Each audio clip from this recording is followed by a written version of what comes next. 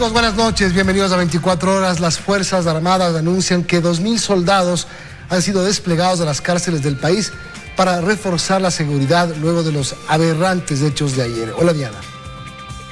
Hola, Milton, amigos, muy buenas noches. También el presidente de la República dijo que ordenó al Ministerio de Economía destinar los recursos necesarios para el efecto. Revisamos los titulares de hoy.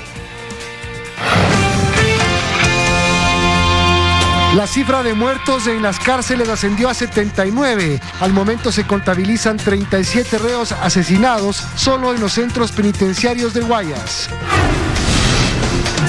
Expertos califican la revuelta carcelaria como una operación planificada que deja en evidencia al débil sistema penitenciario del Ecuador. Organizaciones indígenas permanecen en vigilia en los exteriores del Consejo Nacional Electoral y anuncian una movilización nacional este viernes. El candidato Andrés Arauz afirma que pagará la deuda que el gobierno mantiene con los municipios con dinero del Banco Central. Llega al país un nuevo cargamento con 17.500 vacunas para el COVID-19. En medio de incertidumbre por la pandemia, gran parte de Latinoamérica trata de volver a clases presenciales.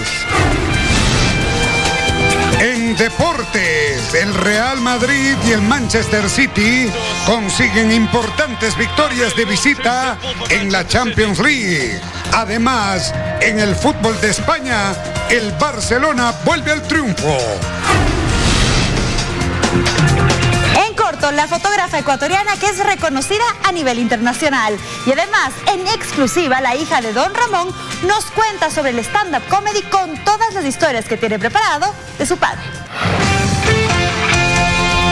Teleamazonas presenta 24 horas con Milton Pérez y Diana León. Empezamos. Tras una actualización a nivel país, la cifra de muertos en las cárceles ascendió a 79. 37 de ellos en 2 centros de Guayas. Familiares de las personas privadas de libertad continúan a la espera de información. La cifra de privados de libertad asesinados en Guayas fue actualizada. Al momento son 37 los reos ultimados, 31 de la cárcel regional del Guayas y 6 de la penitenciaría del Litoral. 24 horas después de las reyertas, decenas de familiares de los privados de libertad acudieron a los exteriores de criminalística en Guayaquil. Algunos intentando recuperar los cuerpos de sus familiares que sabían habían sido asesinados tras las rejas. Solo que sé que ha fallecido, que le han dado 2 balazos. Estoy rogándole al Señor que me lo hayan dejado, por lo menos que se pueda velar. Otros buscaban conocer si en la lista de víctimas estaban los suyos, pues desde el martes por la mañana no tienen ninguna noticia. Él me dijo que había una balacera en Mediana y que iban 8 muertos. Hasta ahí me pude comunicar con él. Desde ayer no sé nada de él, no sé si estará vivo, si estará muerto, si estará herido, no sabemos nada. En tanto, la vía Daule fue bloqueada al tránsito nuevamente, ante la alerta de una nueva reyerta al interior de la cárcel regional del Guayas. Al penal ingresaron refuerzos de la policía, pues se alertaba de incidentes en el pabellón 5. Los privados de libertad quemaron colchones, sin embargo la revuelta fue controlada a las pocas horas. Al momento son 79 los reos asesinados en 4 cárceles del país. En Guayas ya se han identificado a 38 privados de libertad que aparecen en videos aficionados y en cámaras de seguridad, mientras ejecutan a sus compañeros.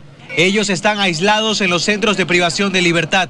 La Fiscalía solicitó a la Policía Judicial designar un equipo investigativo para el caso y ofició a los directores de los centros carcelarios para que remitan los videos registrados el día de las confrontaciones en las cámaras de seguridad apostadas en el exterior e interior de los centros reclusorios. Además, comunicó que en La Tacunga se procedió con el levantamiento de 8 cuerpos y las respectivas autopsias. 6 de ellas se realizaron en Ambato. Tras los hechos de sangre, Orlando Jácome, subdirector del Servicio de Atención a Personas Privadas de Libertad, renunció a su cargo. Al cierre de este reportaje se han identificado a 27 cuerpos en Guayas, mientras los familiares de los reos continúan a la espera de nueva información. En Guayaquil, Carlos Acoto, 24 horas. Y los 34 reos asesinados en la cárcel de Cuenca ya fueron identificados. Sus familiares retiraron sus cuerpos la tarde de este miércoles. Mientras tanto, continúan las investigaciones sobre este sangriento hecho. Fueron ya identificados los 34 cuerpos de los reos asesinados en el CRS Turi este martes. Tras los protocolos de ley en el centro forense, familiares comenzaron desde horas de la tarde a retirar los cuerpos. Estamos esperando que nos entreguen el cadáver, no va a parar de salir ya. ¿Ha sido demorado el proceso? Súper. Los traslados se realizaron principalmente a provincias como el Guayas, Los Ríos, Esmeraldas y El Oro, ante el dolor y consternación de sus allegados. Yo estaba preso, por eso yo vi con mis ojos cómo pasaban las armas. Yo vi la droga. Según las primeras indagaciones de la Fiscalía, los hechos se dieron en el pabellón de máxima seguridad B, donde permanecían 60 reos. 21 se salvaron, los mismos que fueron ya trasladados esta madrugada a otros centros penitenciarios del país. Ninguno de ellos ha querido dar su versión, nadie sabe nada, nadie conoce nada. Por otro lado, el alcalde de Cuenca junto a los representantes de las cámaras de la producción exigen al gobierno el traslado inmediato de los presos de alta peligrosidad. Que esta cárcel sea para lo que fue concebido, para las personas privadas de libertad de Azuay, Cañar y Morona, Santiago. Estamos dispuestos incluso a poner dinero para poder mantener el centro si es local. En tanto, las seguridades en el CRS Turi siguen siendo extremas. En Cuenca, Iván Rodríguez, 24 horas. Inteligencia penitenciaria no alertó de la revuelta simultánea más violenta que se ha registrado en las cárceles del Ecuador. Expertos la califican de una operación planificada que deja en evidencia este débil sistema penitenciario. Tiempo para hacerlo tuvieron, más de 4 horas al menos, armas para romper cerraduras también, además de la comunicación necesaria para ejecutarlo de forma simultánea en 3 ciudades distintas. Lo que pasó en 4 cárceles del país, además de ser un hecho que nos paraliza frente a niveles de violencia nunca antes visto, desnuda aún más un sistema penitenciario que carece de inteligencia. Mientras sigamos sosteniendo esta mirada de seguridad individualista, segmentada, y no se le vea a la seguridad de manera integral, no vamos a hacer nada y no hemos sido capaces de cambiar. En las cárceles del país hay 3 filtros de seguridad. El primero conformado por policías y guías. El segundo también por ambos. En las cárceles de máxima seguridad hay un tercer filtro de seguridad. Además de agentes en los pabellones que se suponen se encuentran cerrados. En los centros regionales también hay cámaras de videovigilancia monitoreadas por un operador las 24 horas del día. Pero nada despertó las alertas. Es importante es que tiene que mejorarse los sistemas tecnológicos de las cárceles grandes del país. Esto es, componer las cámaras que están dañadas, las cámaras de videovigilancia. Tampoco hubo alertas de ingresos de armas con las que habrían abierto celdas y desmembrado cuerpos. Y la obviedad.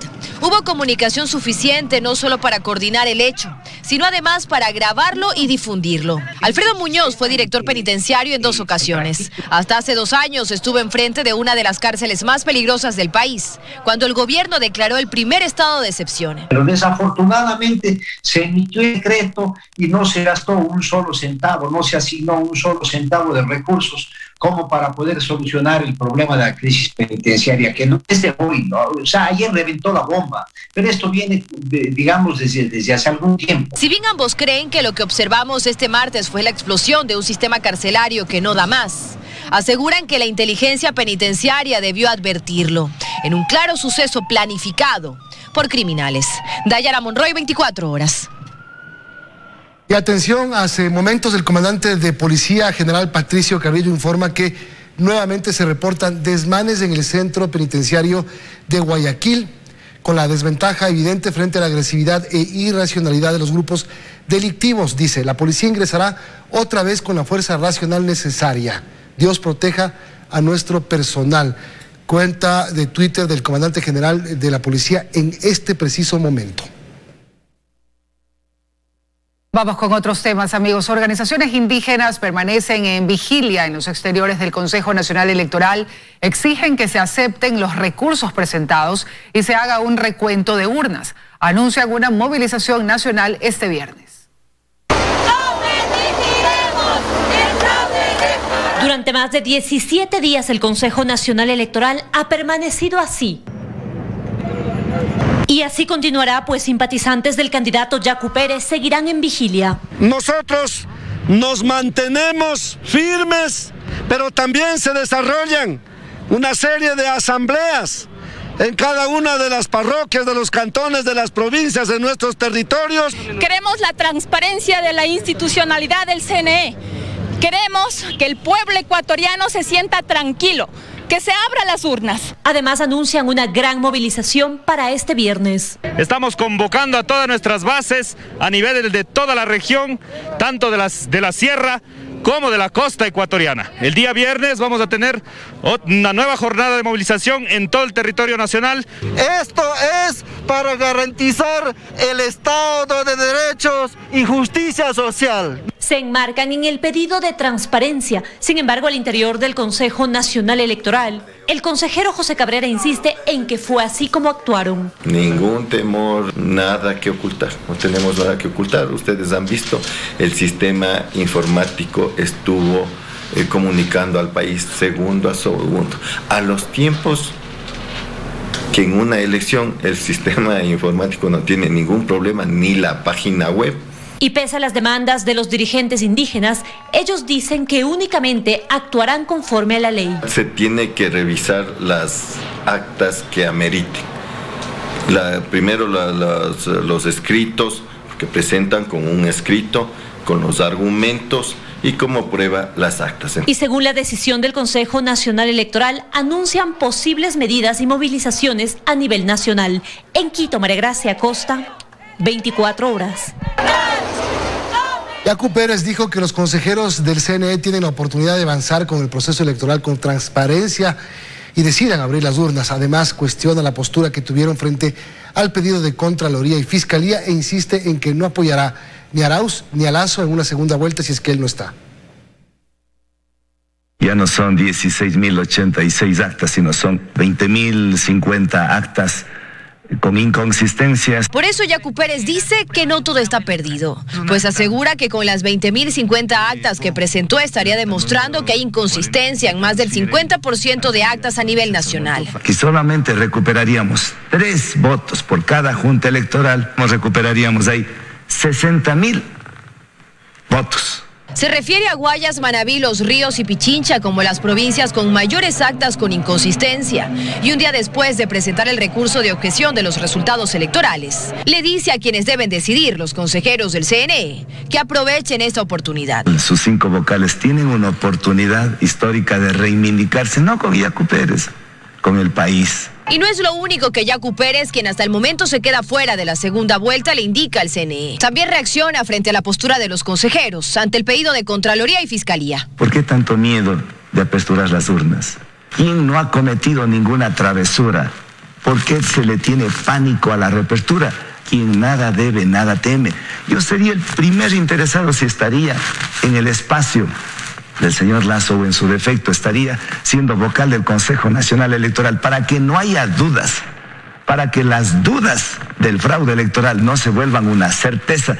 Sería el más interesado en aperturar las urnas. Y sobre un posible apoyo a Arauz y a Lasso en la segunda vuelta, Yacu Pérez insiste en su postura. Ni sueñen que van a ser apoyados ninguno, ni unes ni creo por Pachacuti. Reitera que esta es su postura personal y que respeta lo que decidan sus compañeros de forma individual, pero que no le parece adecuado hipotecar su respaldo político ante una izquierda extractivista y una derecha de la que asegura esta vez no estará cerca. Además, ¿con qué cara un candidato que llega a un acuerdo y después se echa atrás?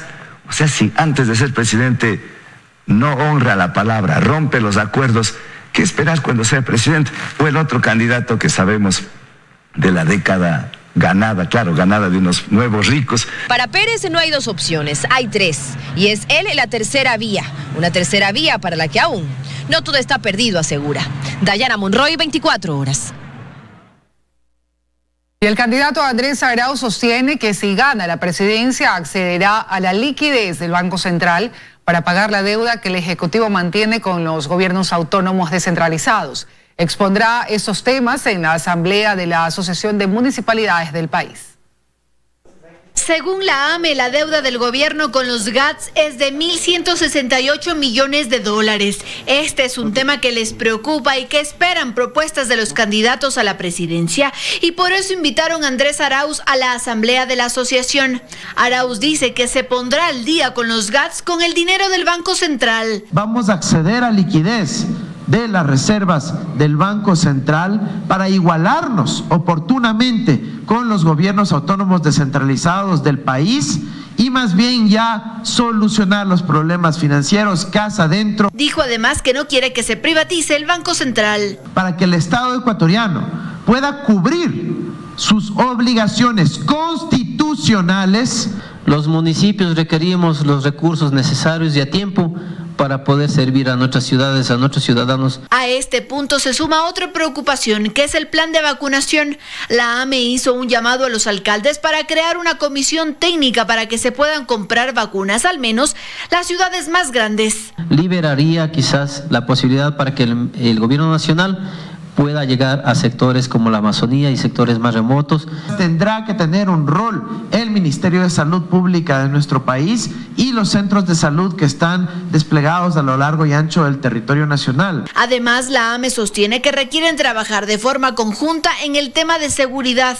Arauz propone 4 temas enfocados en la prevención y también se refirió al sistema carcelario. Un sistema con mayor capacidad de infraestructura para reducir el nivel de hacinamiento. Los dirigentes de la AME se reunieron con Guillermo Lasso, candidato de Creo, este miércoles en horas de la noche. En Quito, Andrea Samaniego, 24 horas. Así es, justamente a esta hora Guillermo Lasso, candidato a la presidencia por la Alianza Creo Social Cristiana, mantuvo una reunión con dirigentes de la AME, la Asociación de Municipalidades del Ecuador. En el encuentro se dialogó sobre el procedimiento de importación de vacunas para el COVID-19 y la seguridad nacional. Además, el presidente del organismo, Raúl Delgado, entregó al aspirante a Carondelet la invitación a una reunión con la Asamblea de Alcaldes para que conozca la realidad que vive el municipalismo. Más noticias, amigos. La nueva versión de la ley de defensa de la dolarización volvió este martes a la Asamblea. El CAL podría calificarla la próxima semana y remitirla a la Comisión de Régimen Económico para su trámite, que en total deberá cumplirse en 30 días.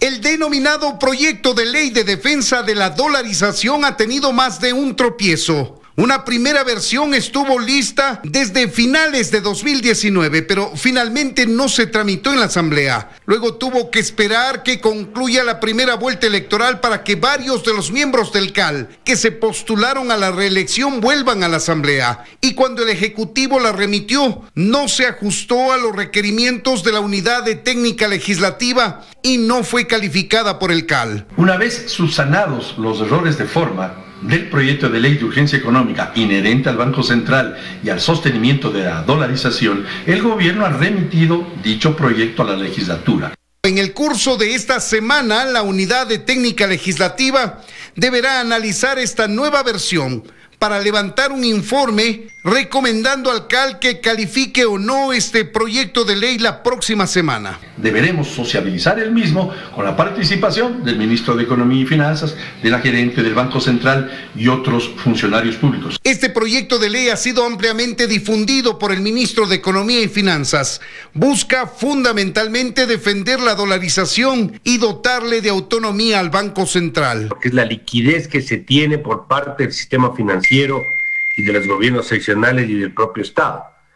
Esto significa que nosotros tengamos la seguridad de que el día de mañana no van a poder utilizar esa plata para prestar al gobierno si no está garantizada debidamente. Si esta versión del proyecto de reforma al Código Orgánico Monetario y Financiero es calificado por el CAL, es probable que sea remitido a la Comisión de Régimen Económico para su trámite. En ningún caso es una privatización del Banco Central, es darle independencia al Banco Central y dotarle sobre todo de esta técnica y que no pueda ser caja chica del gobierno. El proyecto de ley, a partir de su calificación en el CAL, tendrá un plazo de 30 días para su aprobación, pues se trata de un proyecto urgente en materia económica y en la práctica será la última iniciativa legislativa del gobierno en esta materia.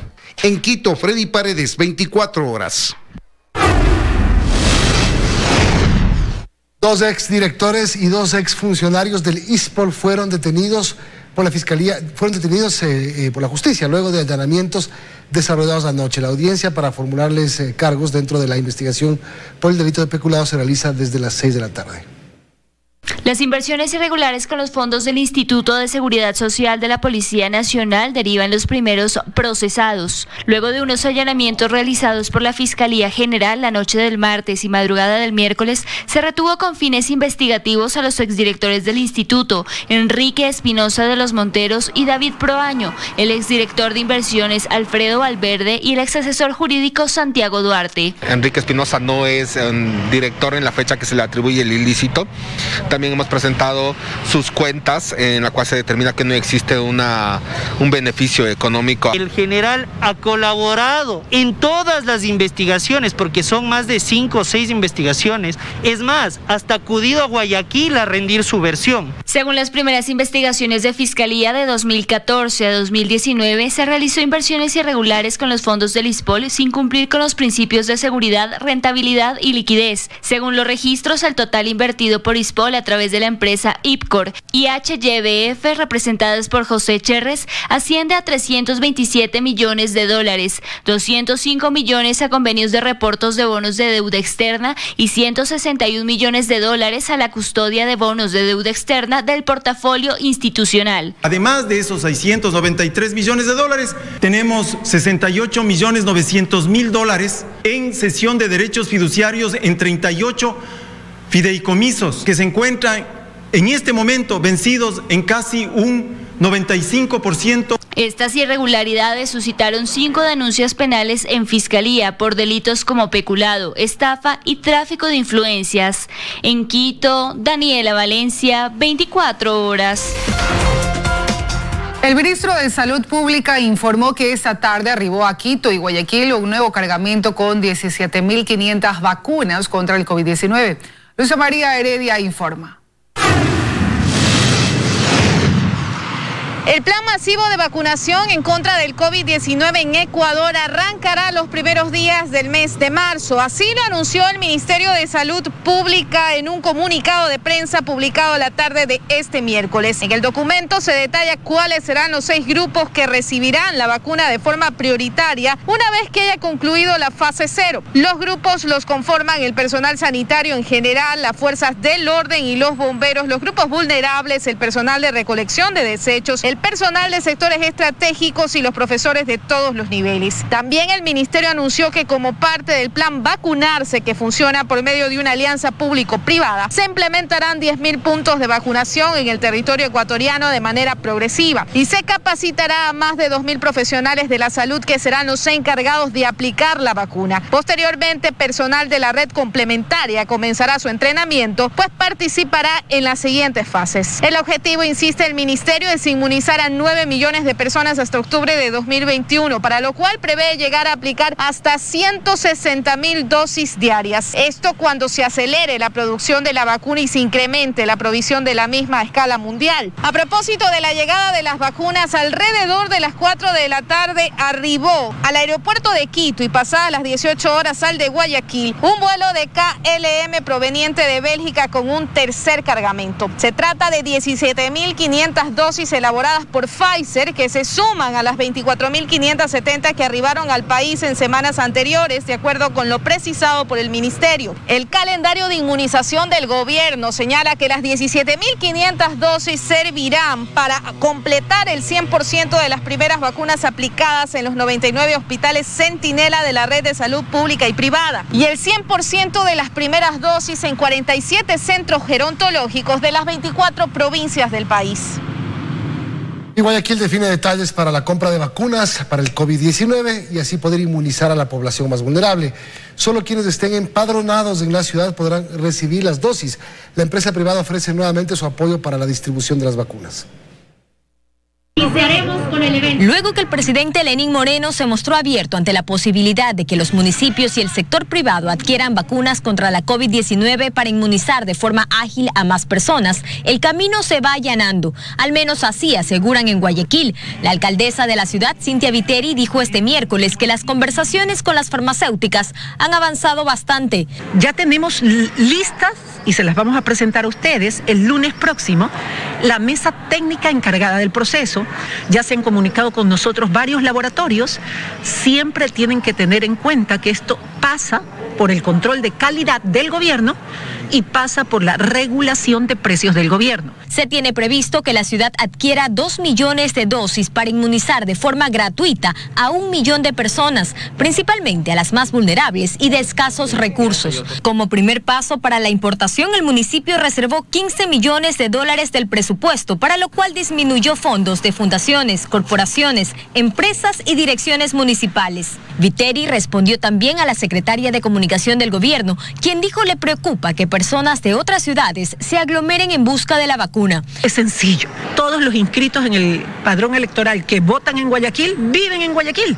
Así es que ese va a ser el requisito para saber que esa persona es de Guayaquil. En el caso de la empresa privada, el sector aún no podrá importar vacunas y más allá de una decisión presidencial es cuestión de logística externa. Sin embargo, el gremio está dispuesto a colaborar en la distribución de las dosis, como ya se ha venido haciendo. Sea con recursos, sea con logística, sea con infraestructura, hay que tomar en cuenta que una primera parte es la importación de la vacuna. Aquí la palabra clave es agilidad. El próximo lunes se instalará la mesa técnica de vacunación, que a su vez tendrá 3 subdivisiones especializadas: salud, jurídica y vacunación. En esta reunión está previsto considerar el laboratorio internacional que proveerá las vacunas. Joana Ramos, 24 horas.